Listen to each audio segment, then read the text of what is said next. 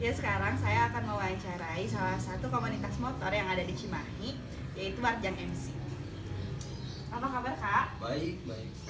Boleh perkenalan dulu? Ya, perkenalkan saya Rival Maulana atau biasa dipanggil Kevin. Selaku ketua komunitas motor Warjang MC di sini. Oke, untuk pertanyaan pertama saya akan bertanya tentang bagaimana sih awal mulanya terbentuk Warjang MC ini. Kalau awal mula terbentuknya itu sebenarnya dari anak-anak tongkrongan biasa yang suka nongkrong di warung. Kebetulan si yang punya warung itu namanya Ujang, jadi dinamai Warjang. Barulah terbentuknya kesininya Warjang MC. Menarik sekali ya sebelumnya. Untuk pertanyaan selanjutnya itu kenapa sih dinamai Warjang gitu? Apa sih ada artinya atau enggak? Kalau untuk arti dari Warjang sebenarnya nggak ada, tapi karena kita ada beberapa divisi kan. Kalau di khususnya untuk di divisi motor ini, Warjang itu kalau untuk kepanjangannya adalah We Are Journey Away or Near is the Game, yang artinya bisa disimpulkan seperti perjalanan kemanapun, hal apapun itu akan dianggap seperti mainan atau seperti hiburan. Oh jadi lebih ke nggak terlalu serius Ya. tapi ya gitu. Oh iya. Tadi mengutip dari tadi pembicaraan kakak yang tentang kalau dengan unit ini emang kenapa? Emang ada warjang yang lain atau bagaimana? Kalau untuk Warjang khususnya terbagi menjadi 3 divisi sebenarnya. Yang pertama itu Warjang Sekre, yaitu induknya. Yang kedua itu Warjang Adventure. Yang ketiga itu baru Warjang MC. Oh jadi warjang ini tuh jadi anaknya lah ya? Iya. Untuk tanggal dan tahun berdirinya Warjang ini kapan sih Kak?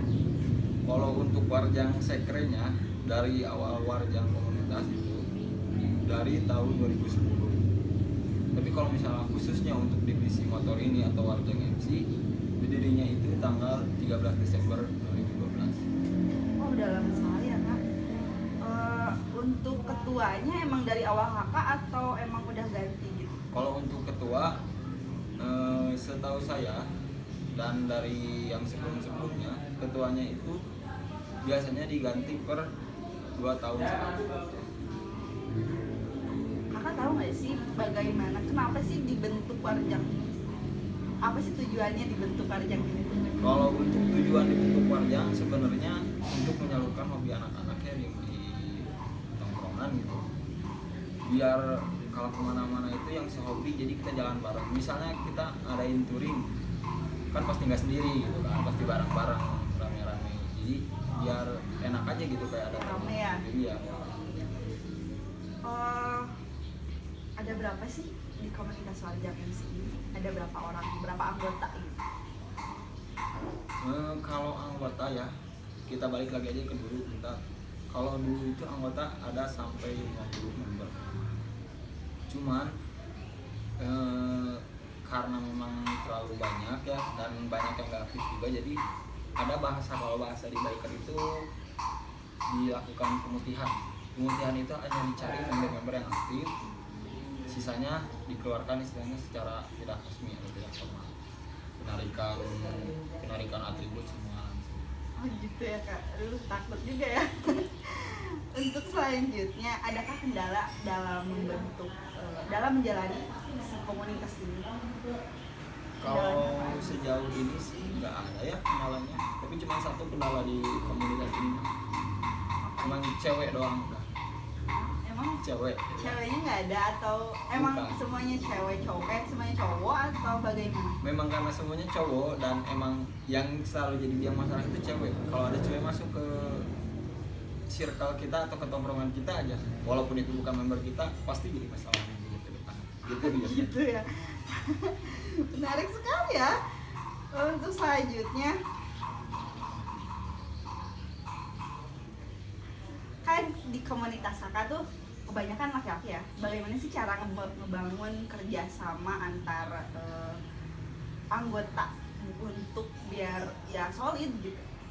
sebenarnya gini, kalau misalnya untuk membangun kayak solid kayak gitu, royal kayak gitu mah, kalau caranya juga saya kurang tahu gimana, tapi yang penting mah silaturahmi sih. Silaturahmi, ketemu, ngobrol, sharingnya nanti juga terjalin sendiri jadi kalau kayak gitu. Untuk selanjutnya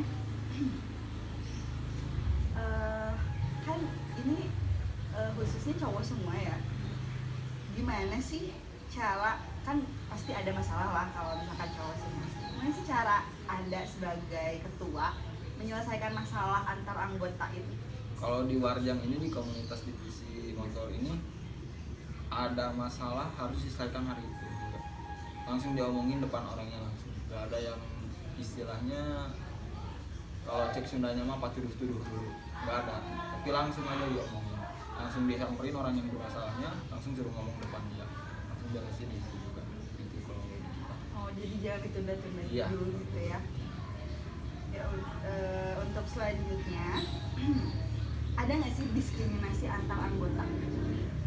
Pasti ada lah, soalnya kan laki-laki semua tuh kayak si ini mah gini gitu. Kalau sejauh ini sih, alhamdulillah di komunitas kita nggak ada. Memang karena ya tahu batasan masing-masing sih. Kalau di komunitas kita nggak ada. Untuk selanjutnya, gimana sih cara kakak kalau misalkan ada anggota yang emang ngeyel, misalkan nggak boleh nge-track, misalkan ya nggak boleh nge-track, tapi ada satu orang yang emang nge-track gitu, ngeyel aja orangnya, gimana sih cara kakak buat kayak nyelesain itu si anaknya gimana gitu? Kalau untuk cara khususnya sih nggak ada. Cuman paling dikasih kayak peringatan sih paling. Peringatannya ya biasanya kalau di kita, kalau lagi touring di posisi touring, ya kita tinggalin aja dia di kota tempat tujuan kita. Nggak kita cariin, nggak kita calling di WA atau enggak, ya kita tinggalin aja. Nah, emang pernah kayak gitu? Oh, Kayak sering. tinggalin gitu. Sering, banyak juga member yang emang dia basicnya istilahnya suka nge-trail, suka ngebut gitu ya, nggak tahu aturan, ngejalaninnya nggak safety gitu ya.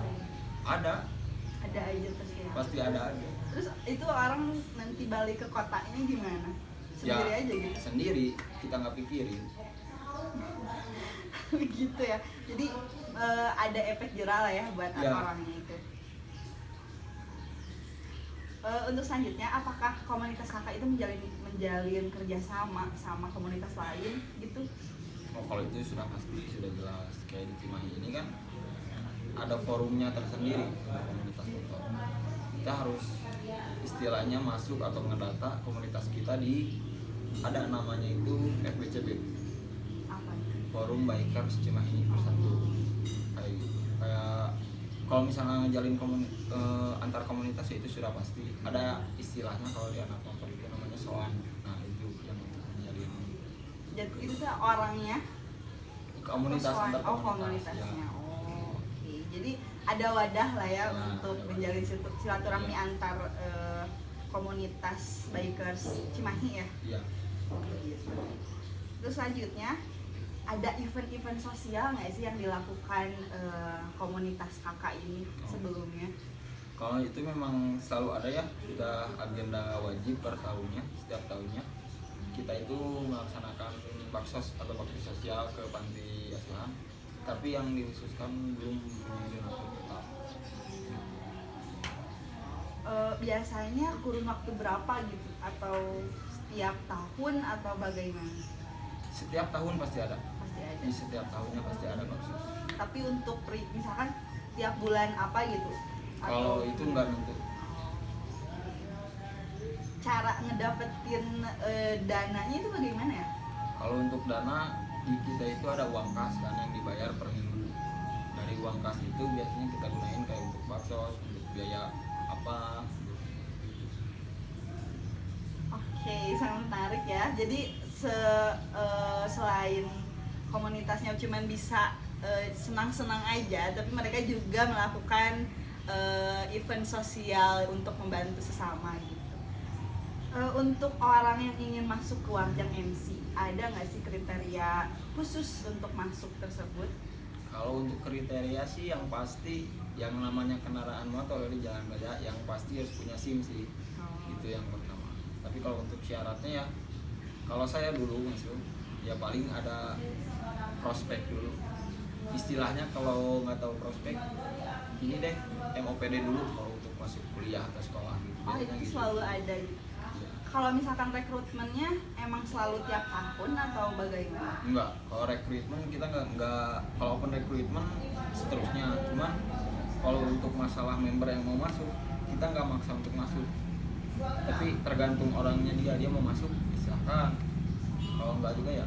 Jadi kalau misalkan ada 1 orang atau 2 orang deh yang mau masuk ke Warjang MC, itu langsung di MOPD istilahnya, Iya. di MOPD atau nanti nunggu dulu berapa orang gitu yang masuk atau gimana? Kalau dulu sih ditunggu sampai 7 orang. Minimal ya? Ya. Kalau untuk sekarang ya masuk aja lah sih langsung. Oh, langsung diwawancara Ya, gitu. ya wawancara. Gini ya, ada event tertentu, misalnya event nggak sosial terus ya, ada event yang emang wajib tiap tahun atau yang rutin nggak sih yang dilakukan? Kalau yang rutin itu touring namanya, touring wajib. Itu udah wajib setiap pas anniversary Warjang MC itu harus ada touring wajib. Oh, jadi tiap Desember itu selalu ada touring ya? Selalu. Udah kemana aja sih selama 2012 sampai sekarang ini touringnya? Wah, kemana aja teh? Paling jauh ke Bali udah pernah. Oh iya, Bali, terus sekitaran Bandung udah lah ya? Bandung udah istilahnya Sundanya mah udah keubek kan kalau Bandung mah dah. Oke, menarik sekali ya. Untuk selanjutnya, apa sih suka dukanya menjadi ketua komunitas ini? Kalau suka dukanya dari suka dulu ya. Kalau sukanya ya istilahnya jadi agak disegani ya. Kalau untuk sukanya. Kalau untuk dukanya ya gitu harus nyiapin acara agenda setiap tahunnya. Gak boleh sampai kosong. Gitu sih kalau suka. Menjadi pusing ya Kak, Iya, tiap jadi tahun pusing. harus ada gitu Iya. kegiatannya. Oke, yang terakhir deh Kak, apa sih harapan Kakak buat Warjang MC ini ke depannya? Kalau harapan kedepannya sih makin solid sama tidak arogan di jalan sama ya maju bareng-bareng itu aja sih. Oke, mungkin itu percakapan saya dengan Karipal atau Kak Kevin. Semoga menjadi pelajaran juga buat teman-teman yang sudah menonton. Terima kasih dan assalamualaikum warahmatullahi wabarakatuh. Assalamualaikum warahmatullahi wabarakatuh. Sebelumnya saya kan sudah wawancara dengan salah satu ketua komunitas di Cimahi. Nah, sekarang saya akan mewawancarai salah satu pengusaha muda di bidang web store. Bisa diperkenalkan dulu namanya siapa? Perkenalkan, nama saya Baden Nadawana, bisa dipanggil Oka. Kalau untuk anak-anak kan aku manggilnya Keo. Oh gitu. Jadi Akel bisa nggak sih diceritain awal mula terbentuknya web store ini? Nah, untuk web store yang kita buat ini kita buat di awal tahun 2020 kita baru mulai. Nah, awal mulanya emang kita awalnya iseng sih, karena emang hobi kita juga. Kita senang jual web, terus emang kita melihat peluang juga di bidang usaha lain memang sudah banyak. Nah, Cimahi itu banyak juga bidang web store yang emang sudah lama mereka buat gitu. Nah, kita mencoba untuk inovasi juga, kreatif juga untuk di bidang web store ini. Nah, web store ini kita buat juga dengan 3 orang, salah satunya saya. Kayak gitu. Wah, jadi web store ini ternyata mempunyai owner lebih dari satu ya? Lebih dari satu. Oh iya, jadi sejak kapan sih terbentuk web store ini? Nah, web store itu terbentuk di bulan Maret 2020. Oh, masih baru ya? Masih baru. Kita pas buka pas corona. Wah, itu sangat banyak kendala pas ya? Banyak banget kendala di pas buka gitu. Karena emang pas buka kita juga nggak bisa memprediksi untuk corona datang gitu. Karena emang corona dulu kan masih di luar negeri gitu. Dan di awal bulan Maret, April itu kita udah kena PSBB gitu. Untuk pembatasan, untuk tidak bisa buka, untuk segala macam gitu. banyaklah kendala yang lain. Tapi alhamdulillah bisa buka juga ya. Alhamdulillah bisa. Kalau boleh tahu modal awalnya berapa sih? Nah, modal awal kita tuh minim banget karena emang kita awalnya tuh iseng, kita nyediain lahan untuk teman-teman komunitas kita juga, atau teman-temannya pengen nongkrong di tempat yang emang Cimahi itu udah kawasannya kayak wisata di sini tuh bukan wisata kayak wisata alam ya, tapi wisata di sini tuh kayak kuliner atau misalnya tongkrongan, tempat kopi ya. Kita di sini basicnya juga vape store yang emang ngutamain untuk di tempat nongkrongnya itu gitu. Kita emang basic awalnya tuh karena emang hobi sama pengen punya tempat aja gitu untuk nongkrong. Awal mula kita buka vape store tuh kisaran 7,5 sampai 8 jutaan lah segituan. Tapi bagus ya, jadi bisa segede ini gitu dari mulai 7 juta itu. Nah, itu balik lagi ke progres kitanya sih. Kita mau usaha untuk apa, kita belajar usaha juga untuk apa, karena emang kita niatnya usahanya pengen usaha bareng sama anak-anak juga ya. Ya alhamdulillah bisa ada progresnya gitu untuk setahun ini, walaupun emang kendalanya yang emang sangat banyak karena emang awalnya ada corona itu gitu. Itu terutama yang sangat besar gitu. Selanjutnya apa sih memilih usaha vape store, nggak usaha yang lain gitu kan banyak ya? Kalau untuk di bidang usaha vape store, pertama salah satunya dari hobi ya, hobi kita bertiga ya, dari 3 owner ini dan anak-anak yang lain itu kita hobinya, bukan hobi lah, emang senang nge-vape gitu ya, nge-vape. Terus emang yang kita tahu juga di penghasil UMKM terbesar Cimahi 2020 kemarin itu di bidang vape, terutama ya UMKM-nya. Yang kedua tuh kayak restoran, kuliner dan yang lainnya lah, masih ada usaha-usaha lain juga yang emang menggiurkan. Namun yang kita pikir tuh karena usaha lain sudah banyak orang yang ibaratnya berinovasi, sudah banyak orang juga yang mengikuti usaha lain lah. Kita memang mengambil bidang usaha yang minim, tapi banyak diminati oleh orang-orang milenial sekarang, terutama anak-anak muda. Tapi terutama untuk ya orang-orang yang di atas 18 tahun ya, karena bidang vape ini khusus untuk orang-orang yang di atas 18 tahun. Kalau di bawah 18 tahun kita tidak kasih sama sekali. Oh jadi kalau misalkan anak SMP atau SMA yang belum menginjak 18 tahun itu nggak bakal dikasih dong? Nah, nggak bakal dikasih karena emang di situ masuknya ke 18 tahun ke bawah. Sedangkan vape ini memang diutamakan untuk 18 tahun ke atas. Untuk Indonesia ya terutama. Kalau di luar negeri itu 21 tahun ke atas. Untuk luar negeri beda. Kalau Indonesia mungkin aturannya memang mendapatkan KTP itu di 17 sampai 18 tahun baru boleh. Nah kalau misalkan ada anak SMA kan ada anak SMA tuh ada yang 17 tahun sama 18 tahun. Kalau misalkan kesini pakai baju seragam, bakal dikasih nggak sih atau disuruh dilihat dulu KTP-nya ada nggak atau gitu? Nah kalau untuk itu karena itu memang kendala semua vape store ya. Semua kendala vape store tuh di orang yang berseragam untuk terutama untuk mahasiswa atau mahasiswi gitu. Siswa-siswi maksudnya ya. Siswa-siswi di sini tuh kalau misalnya ada yang sudah umurnya 17 tahun atau 18 tahun bisa kita kasih asalkan bisa menunjukkan KTP-nya di situ. Pertama KTP, terus tidak menggunakan seragam, bisa pulang dulu baru kesini lagi gitu. Nah seperti itu. Kalau misalnya kita masuk di sini pakai seragam, kemungkinan kecil kita untuk mengasih itu nggak bisa gitu. Nah kayak gitulah. Oh, okay. Bagus banget ya. Jadi selanjutnya bagaimana sih cara mengelola vape store ini? Nah, untuk mengelola vape store sebenarnya gampang-gampang susah sih. Sebenarnya hampir sama kayak usaha-usaha lain. Cuman yang bedanya itu di sini kita menjualnya produk yang memang nggak semua orang tuh bisa terima gitu. Nggak semua orang bisa terima karena hanya untuk vapers aja gitu. Vapers di sini tuh orang-orang yang vape gitu. Nah, di bidang vape ini terutama kita jual yang emang lagi ramai sekarang tuh basicnya emang lagi trending sih. Kayak liquid-liquidnya YouTuber, liquid-liquidnya yang emang influencer atau misalnya device-device yang dikeluarin sama influencer juga. Nah kebanyakan kalau untuk sekarang kayak gitu, marketing juga yang kita mainin gitu. Nggak cuma di offline store aja, online store juga harus main gitu. Atau bisa kita di forum-forum Facebook kayak gitulah. Jadi sangat ngaruh ya kalau misalkan ada influencer yang mengeluarkan liquid misalkan, sangat ngaruh nggak sih? Sangat berpengaruh karena branding mereka tuh ibaratnya mereka udah punya nama nih. Mereka bikin salah satu produk mau liquid, device atau apapun itu, yang penting ibaratnya brandingnya bagus, terus liquidnya enak, udah pasti di pasaran sangat cepat. Kayak gitu. Nah untuk kendalanya nih saat sekarang udah berdiri, apa sih kendalanya? Nah kalau kendala untuk sekarang sih pasti di bidang penjualannya, terutama kita harus jual barang kemana karena emang pasarnya itu aja, karena emang belum dapat pasar yang lain gitu. Bukan awalnya dari forum, terus dari offline store, terus dari marketplace gitu. Cuman ya banyaknya kendalanya di sini, terutama emang ada kasarnya store ilegal.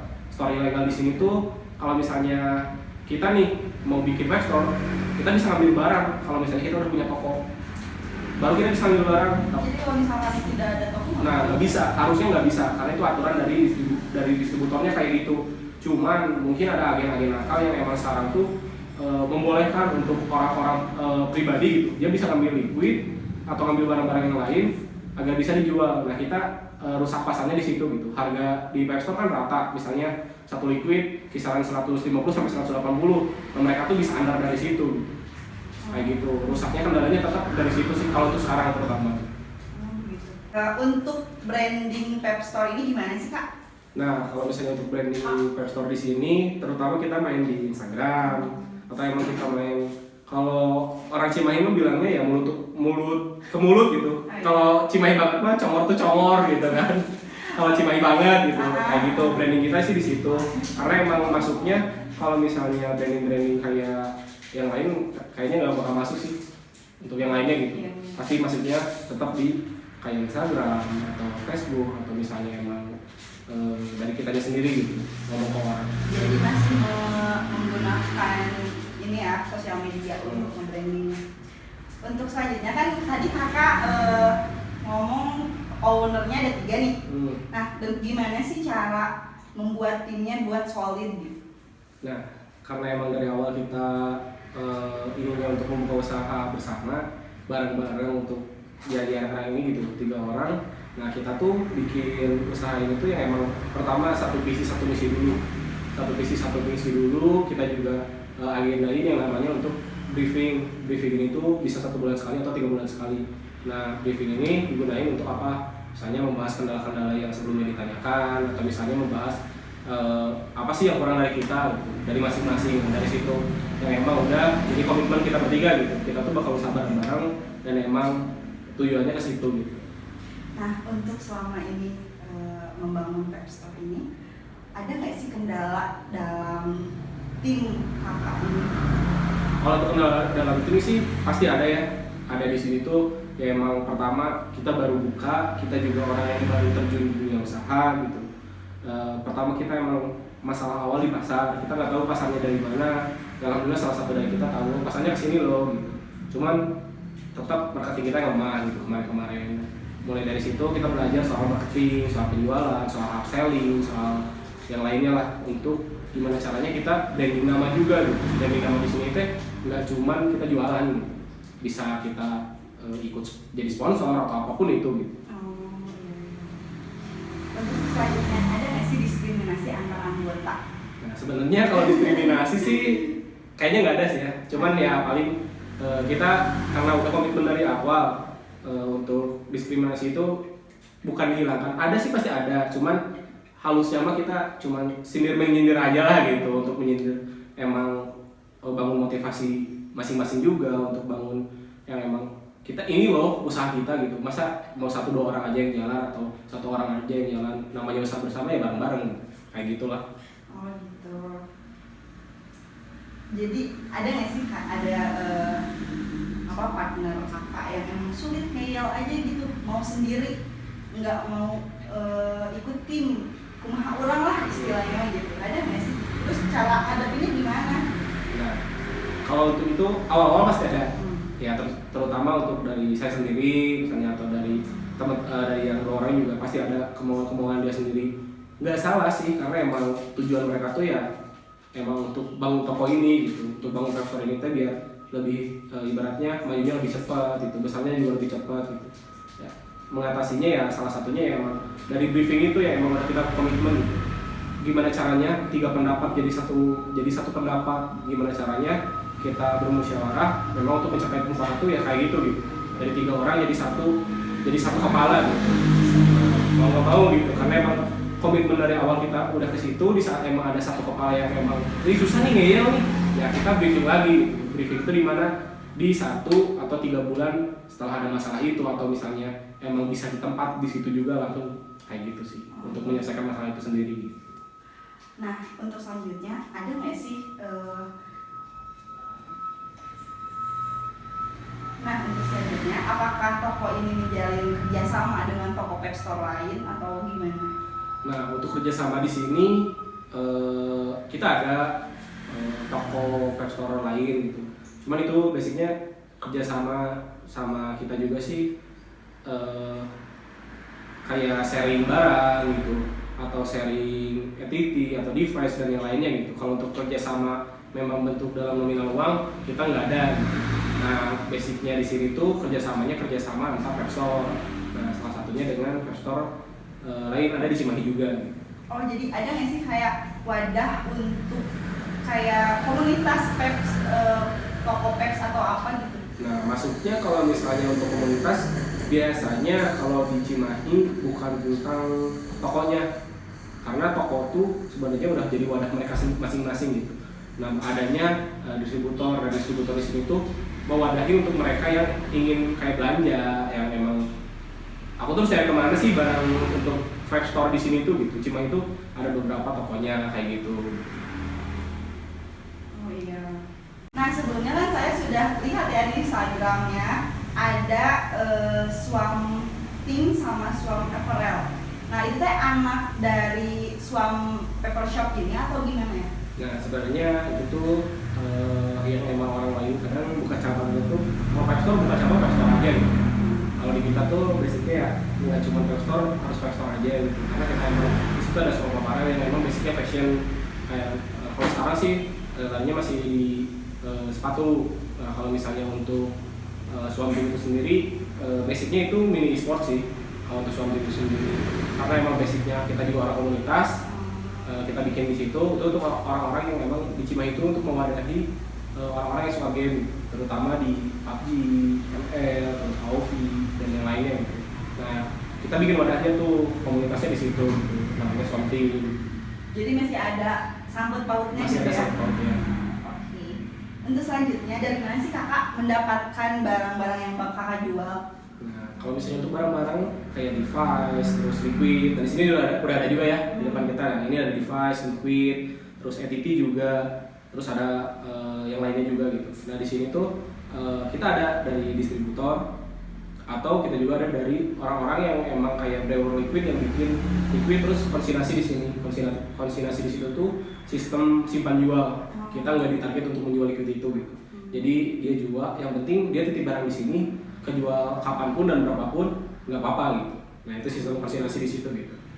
Nah, untuk barang yang kakak jual ada nggak sih barang yang dari luar Nah, atau cuman dari dalam negeri aja gitu? Nah, kalau untuk barang, rata-rata 70% semua barang yang masuk ke Indonesia tuh dari luar, terutama dari China ya.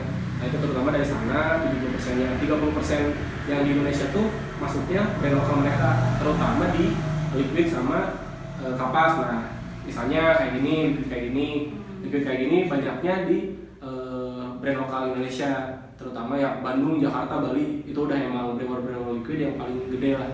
Ataupun ada juga dari kapas-kapas kayak gini, kapas-kapas juga Indonesia karena emang mereka ibaratnya punya sumber daya yang bisa untuk bahan kapas ini sendiri, mereka bisa bikin sendiri. Walaupun ada juga barang-barang liquid ataupun kapas dari luar, cuman harganya pasti beda gitu. Barang kalian dulu ya, nah, barang dari luar tuh kasarnya lebih mahal karena emang cukainya gitu. Kalau misalnya barang-barang Indo, ya harga standarnya Indo lah berapa gitu. Oh, jadi kalau misalkan ada barang dari luar, berarti emang beda ya harganya sama yang di dalam negeri? Pasti beda, rata-rata perbedaannya bisa 50%. Kalau misalnya di sini harganya 100.000, berarti untuk barang luar tuh bisa 150.000. Kalau harganya 200 berarti bisa 300. Kayak gitu sih. Nah, kalau di sini yang paling laris lah barang luar apa barang dalam negeri? Nah, kalau misalnya untuk laris sih pasti barang dalam negeri, karena emang liquid terutama ya, karena itu konsumsi, ibaratnya konsumsi utamanya lah, pokoknya tuh di situ gitu, dari liquid. Nah, saingannya ya pasti luar negeri, dari oil, terus dari kapasnya, dari entity-nya, sama dari device-nya, kayak gitu sih. Oke. Nah, untuk pertanyaan selanjutnya, jika kan ini ada kadaluarsanya ya. Nah, kalau misalkan udah ada barang kadaluarsa atau mendekati kadaluarsa, itu gimana sih cara? Nah, biasanya kita lihat dulu nih barang liquid ini tuh kadaluarsanya emang agak lama ya, misalnya 2 tahun, dan udah 2 tahun kesana emang udah nggak enak lah gitu sedikit. Setelah 1 tahun penggunaan yang emang 1 tahun itu nggak laku nih, di 1 tahun setengah tuh udah kita flash sale. Jadi kita juga coba kita potong harga yang emang benar-benar ibaratnya hampir ke harga modal kita gitu. Ya. Kayak gitulah. Daripada mubazir Nah, gitu ya. daripada kebuang gitu apa Iya. pakai kayak gitu. Nah, sekarang apa sih trik and tipsnya buat orang yang ingin buka usaha sendiri? Balik lagi ke tujuan awal sih, mau usaha untuk apa, terus mau usahanya apa, harus juga tahu pasarnya kemana, terus harus tahu juga produk yang dijual kira-kira marketable nggak sih gitu. Kira-kira kalau misalnya kita jual, apakah barang-barang ini tuh bisa dikonsumsi sama semua individu nggak sih gitu, atau cuma sama satu individu aja, misalnya sama orang tua atau anak-anak aja gitu, atau orang dewasa saja gitu. Nah kayak gitu sih kalau misalnya untuk tips sama triknya gitu, nggak bisa sembarangan buka usaha kan, karena kalau misalnya cuma pengen buka usaha aja mah semua orang pasti bisa. Jadi kalian harus research dulu ya, jangan asal buka usaha aja gitu, nanti buang-buang modal kan. Nah untuk selanjutnya ada kan pasti suka dukanya. Apa sih suka dukanya? Sukanya pasti emang suka buka usaha bareng, terutama ya, Ya. bukan individual orang buka usaha sendiri, karena emang kita usaha aja bareng-bareng. Pertama ya emang kita dari awal usaha bareng, niatnya juga naik bareng, terus susahnya juga bareng. Ya sukanya ya pasti bareng-bareng sama anak-anak terus gitu. Anak-anak di situ teman-teman yang emang owner kita 3 orang itu bareng, yang dari mulai bangunnya, dari awal mula modal ibaratnya 7 sampai 8 juta gitu, yang emang sekarang hampir 2 sampai 3 kali lipatnya dalam 1 tahun tuh udah emang progres banget lah. Pasti sukanya terutama dari keuntungan, pasti sukanya pasti dari situ. Yang keduanya pasti silaturahmi kita makin kuat nih, entah antara komunitasnya, entah antar temennya gitu, atau antar ownernya, kayak gitu sih. Kalau dukanya pasti ngorbanin banyak waktu, ngorbanin banyak tenaga juga, karena emang dari nol banget. Beda sama orang yang emang kalau misalnya bikin webstore nih, aku kasih tahu dulu nih untuk modal awal yang emang seharusnya webstore bikin. Nah, karena emang kita tuh bikinnya iseng yang emang hobi juga gitu. Orang itu bikin di kisaran 40 sampai 65 juta modal awal. Minimnya 40 lah. 40-30 minim, 65 juta tuh udah barang paling enak. Udah paling nyaman banget lah. Nah, kemarin kita modal 7, nah sekarang tuh udah kisaran di 30 gitu. Ya udah lumayan lah gitu ya, memang 2 sampai 3 kali lipat itu tuh udah kita balik modal gitu.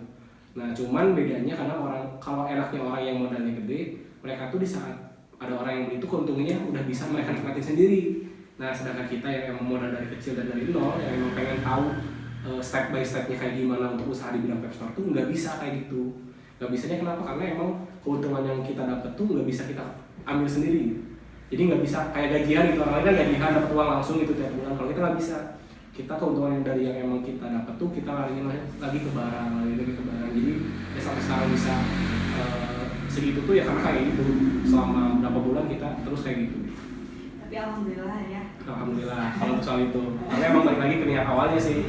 Kalau usahanya kayak gimana gitu. Kalau usaha untuk keuntungan saja ya gampang. Iya. Jadi apa sih inovasi ke depannya? Nah, inovasi ke depan sih sebenarnya karena emang sekarang kan 4.0 ya. Banyaknya 4.0 nih. 4.0 di sini kan bidangnya bidang elektrik nih, elektronik gitu, kayak yang emang jual di lewat handphone aja bisa gitu, jual marketplace aja bisa. Kita emang udah lari ke plan itu 5.0 itu udah jalan di Jepang awal tahun lalu. 5.0 yang berbasis elektronik dan solusi yang emang kita sekarang tuh kita jual di marketplace juga jual, cuma kita yang jual di toko-toko kita sendiri offline store. Kita usahain kayak misalnya bekas-bekas penggunaan liquid atau bekas-bekas coil tuh bisa didaur ulang. Misalnya kayak botolnya bisa digunakan untuk apa, atau misalnya didaur ulang untuk membuat botol lagi apa. Kalau misalnya untuk dari additif kayak coil itu kan basicnya besi, kita bisa olah juga untuk pembuatan yang lain gitu, kayak gitu. Keren banget ya. Untuk terakhir nih, saran dong untuk orang-orang di sana yang emang ingin buka usaha sendiri. Nah, saran sih hampir sama kayak tips and trick ya, cuman kalau untuk saran dari saya sendiri gitu, saran utamanya pasti dulu kalian mau usaha apa, lihat pasarnya juga, lihat barangnya juga, marketnya apa enggak, terus lihat juga barang kalian bisa nggak sih gitu dijual untuk umum gitu, atau emang konsumsinya hanya untuk individualnya saja gitu, misalnya dewasa atau apapun itu gitu. Nah setelah itu yang pasti modal dulu ya, beda nih, beda sama orang-orang usaha sekarang kan banyaknya dropshipper yang emang nggak usah ngeluarin modal gitu. Kalau emang kalian emang pengen usaha yang emang basicnya punya kalian sendiri, ya mau modal kalian nih, modalnya harus jelas, tujuannya harus jelas, terus targetnya mau kemana. Tentuin dulu goals kalian tuh di mana gitu, apakah 1 tahun 1 M, apakah 1 tahun berapa ratus juta, apa salahnya gitu kan untuk target gitu, karena nggak salah kayak gitu sih. Terima kasih Kak untuk waktunya.